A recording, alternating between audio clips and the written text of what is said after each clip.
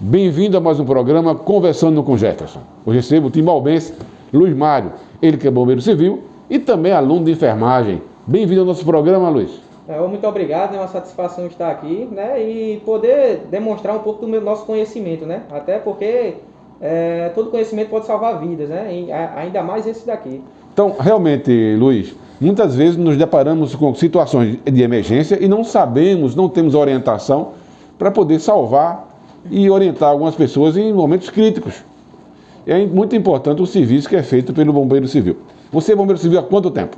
Sou bombeiro desde 2012, né, mas não me atuava na área, né, minha área foi sempre mais computador, mexia tudo com computador e não fiquei tão vinculado a essa área, né. Fiz curso de bacharel em ciência contábil na Facete de Timbaúba mesmo, né, e com isso me levou a trabalhar em loterias, bancos e não estava tão interessado nessa área da saúde, né. Tanto que desde ano passado foi o que me levou, né, a ter que fazer os cursos de novo, fazer reciclagem de bombeiro civil para ter que atuar na área, certo? Ok. Então você fez reciclagem e está habilitado novamente para poder atender as pessoas. E também você faz enfermagem também. Pronto, no caso eu estou cursando na enfermagem, na Facete, né, um curso que eu estou amando, né? Estou querendo especializar em quanto mais áreas possíveis. No caso, vou agora em setembro fazer um curso de flebotomista. É aqui mesmo em Timbaúba esse curso? É aqui mesmo em Timbaúba, Na né? própria faculdade? Não, no caso seria diferente, mas a faculdade também faz esse curso, certo? Tem outros cursos também que eles estão abrindo agora, e está para abrir mais, se eu não me engano, por conta do presencial, né? Porque a maioria era online e não podia exercer essas funções por causa do decreto. Não tem como pôr em prática várias coisas sem um paciente, não é? Exato. E sua esposa também faz enfermagem também? Com certeza, ela já está terminando agora no 8º período. Ah, que bom. E foi por causa dela também um dos meus motivos para entrar, né, a cursar. Sempre que ela chegava em casa, abria meus olhos, brilhavam, né? Sim. Mas, poxa, essa área da saúde essa área que eu quero mesmo, essa área que eu quero. Bom. Né? Tanto como dentista, como qualquer outra pessoa, é uma área da saúde que cuida do bem-estar do pessoal. É importante, sim, Luiz. Luiz, mas me diga, o que a gente pode passar para o nosso assistente, que está assistindo ali a gente, que está nos assistindo nesse momento, a passar para essa pessoa uma orientação, como engajo. Se tem uma criança que se engaja, como é que a gente pode orientar essas pessoas? Pronto, no caso, a gente poderia passar, né, um básico de manobra de Heimlich, que nada mais e nada menos é para desobstrução das vias aéreas por corpo estranho, né? O que seria esse corpo estranho? Seria um brinquedo que a criança engole, né? Seria um bolo de comida que nos adultos, né, comumente estão ali na sua refeição, né? E eles ficam engasgados, né, dando aquele sinal de óvase, que seria obstrução por via aérea, por corpo estranho, né? E também fazem um sinal sem querer, é um sinal universal, com a borboleta aqui no pescoço, né? Mostra aquela palidez azul, certo? E não conseguem tossir, né? Voluntariamente, né? O corpo tenta fazer isso, né? Produzir essa tosse e não consegue. E essa manobra de Heimlich é para fazer uma tosse mecânica, certo? Nessa pessoa. Então, vamos mostrar como se faz isso. Duas bonequinhas, né? Só para demonstração, né? Eu vou demonstrar dessa aqui no caso, vou fazer ela. Como é que nós pegaríamos, Luiz? No caso de engasgo, a criança não está chorando, se engasgou por causa de leite, né? Mamando. O que é que eu poderia fazer? Você pegaria o seu braço mais forte, né, que você tem mais controle no caso, botaria ela de frente para você, vendo que ela está sem as vias aéreas desobstruídas, você pegava o outro braço, cuidadosamente, né, de frente para você e inclinava a cabeça dela mais para baixo, tá? E nessa região aqui, eu vou pegar até outra boneca aqui para mostrar, temos a escápula, que seria essa região onde a gente iria usar o nosso, na mão, região hipotenar, sabe? Que é onde comumente... Então pega os ombros, né, na região dos ombros, vai esse meio, né, e com força da palma da mão, para mostrar às pessoas, para entenderem direitinho. Comumente o homem e a mulher de casa usam muito para lavar uma roupa, né, ambos ali, então é essa aqui que vai dar essa força e esse auxílio no bebê. Né, Luiz, mas quantas vezes? Novamente, inclino a cabeça do bebê com muito cuidado, né, segurando no pescoço, na cervical dele para não cair também. E vou bater 5 vezes na região escapular. 1, 2, 3, 4, 5. Voltou para outra mão, viu que ele estava engasgado ainda, não saiu, mas diante disso tudo você já teria ligado para o SAMU, certo? 192, porque isso aqui vai adiantar para a criança ou para qualquer adulto. Quanto mais cedo for as manobras, melhor o resultado. Melhor o resultado. Aí no caso aqui, virei o bebê, ele ainda não está chorando, né? Não apresentou. Então agora eu vou pegar 2 a 3 dedos e vou na região torácica, entre os mamilos, né? E vou fazer 5 compressões. 1, 2, 3, 4, 5. Né? O bebê chorou ou não chorou, você volta de novo. Mas se chorou, também você já deve ter ligado para o SAMU, porque pode ver algum agravamento no bebê, né? Que você não viu. Certo? No caso de um adulto, como você poderia fazer? Você pegaria a sua perna, qualquer perna da sua, e colocaria entre a perna dessa pessoa para ela não cair. No caso de ficar inconsciente, né? Se no caso ela ficasse inconsciente, você já estaria segurando ela no seu corpo. Como poderia fazer, Luiz? Que é diferente mais do bebê. A gente ia pegar essa região que chamamos, né, da falange proximal do dedo, e iríamos fazer uma alavanca, né, nessa pessoa. Mas, Luiz, eu não sei aonde eu vou achar esse local. Onde que seria esse local? Bem, tem uma medida bem simples que podemos fazer. Você já está com a sua alavanquinha certinha, você vai pegar seu indicador e vai na cicatriz umbilical dessa pessoa, que seria a medição mais correta, né? E com isso, com o outro braço auxiliando, você faria um movimento em J, chamamos, né?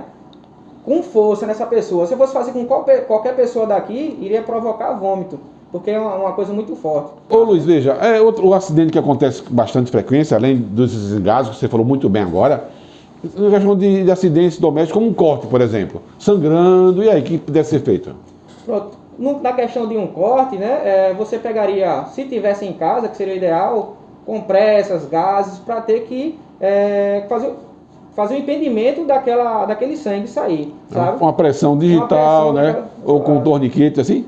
Exatamente. E dependendo da sua artéria ou veia, dependendo qual foi a região atendida, aí poderia agravar até seu caso, você perdendo seu total do sangue, né? Porque você sabe que na artéria não tem como parar, fica pingando, ela é bem mais forte do que no caso da veia. Né?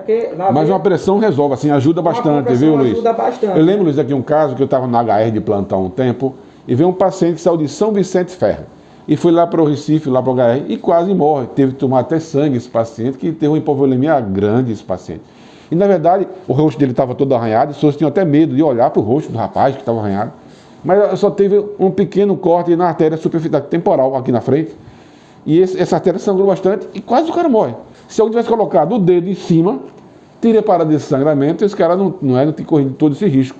Então, às vezes, uma falta de orientação. Então, se está sangrando, a gente vai lá e faz uma pressão digital, com um torniquete, com alguma coisa, impedindo e até chegar o serviço de atendimento, uma UPA ou o que for, para resolver essa parada dessa pessoa. Justamente, né? Doutor, são coisas básicas que ajudam bastante no salvamento do trauma desse paciente, né? Também o indicado seria fazer torniquetes, dependendo da gravura, né? De um acidente de moto, quebrou a tíbula, está com fratura exposta, ou a fíbula, tanto faz você fazer um torniquete na região femoral, né? Para não agravar tanto a região. Outra coisa bom você falar também é quando uma pessoa, como você falou, de moto, por exemplo, leva uma queda, a gente encontra alguém que levou uma queda, um acidente de trânsito, está lá no chão. O que devemos fazer inicial com aquela pessoa, não é? Para não ter problemas na coluna dessa pessoa. O que devemos fazer então? Pronto, o ideal seria a pessoa não mexer nessa pessoa, só se soubesse mesmo realmente, porque pode agravar alguma coisa ou ele pode ter algum hematoma dentro do seu corpo, né, agravando aí algum órgão corrompido. Então, assim, para as pessoas, o melhor mesmo se fazer, se puder, seria deitar a pessoa de decúbito dorsal, que seria deitado de cabeça para cima, né, aguardando seu atendimento e deixando as suas vias aéreas, né, bem abertas, sem desobstruídas, para facilitar a sua respiração. E lembrar, não mexa, se você não sabe, deixa a vítima da forma que está e ligue para qual número? 192, que seria o número do SAMU. Isso. Ou o número do bombeiro. Isso, para ter um atendimento mais correto e a gente não levar trauma, não é? Ou problemas maiores. Um problema grande é quando ocorre um TRM, um traumatismo raquimedular, né? E o paciente pode ficar paraplégico, tetraplégico às vezes. Com certeza. Tem coisa básica também, doutor, que são sobre bujões dentro de casa, né? Familiar, né? Que utilizam muito, né? Tem aquela mangueira, certo? Que sai desde a válvula até o fogão, e aquela mangueira, ela tem uma validade, que muita gente não sabe, né? Tem gente que usa por mais de 10 anos e aquilo ali pode romper, né, e causar um incêndio na sua casa por conta daquilo. Mas, Luiz, qual seria a validade daquilo? Seria, e o ideal, 5 anos, né, é o que o Inmetro também recomenda, sabe? Tem pessoas também que giram o botijão para ver se ele rende mais, né, botando a cabeça para baixo. Bota uma vela embaixo. Bota uma vela embaixo, isso não vai adiantar. Por quê? Porque a compressão do gás de dentro, ela não vai mudar, independente do buraco dela. E é bom ver, pessoal, que essa mangueira hoje já vem especificado nela o tempo de validade dela, não é isso? Já tem, até quando você vai comprar, eles também tem que especificar isso, tá? Você que vai lá, tá quanto período já essa mangueira aqui dentro? O atendente tem que informar isso já, tudo certinho, né? No caso também de uma chama, né, do dedo ali, como é que se diz? Uma panela de pressão, com gordura dentro, o ideal seria você também não jogar água dentro. Por que isso? Porque a água, ela não se mistura com óleo, né? E a água também tem partículas, moléculas de oxigênio. Então, aquele fogo ali, aquele princípio de fogo vai entrar em uma combustão maior. O ideal seria você pegar um pano de casa mesmo, mais próximo assim, pano de toalha, você molhar ele, tirar toda a água, encharcar ali e com muito cuidado você dobrar e colocar em cima. Isso não vai parar o fogo, mas isso é só para você deixar a panela ali fria enquanto você vai desligar a válvula do botijão, sabe? Se vocês colocando esse pano em cima da panela e tirar novamente, o fogo vai reativar de novo ali, certo? Ô Luiz, também outro fato que acontece hoje, eu vejo acidentes com cobra, com escorpiões. O que a gente pode orientar as pessoas que estão nos assistindo? Pronto, comumente, né, a gente vê o acidente que seria de escorpião, né, aqueles amarrom em casa, que é o mais brasileiro, vamos supor, e ele vem mais em chuvas, né, em períodos de chuvas.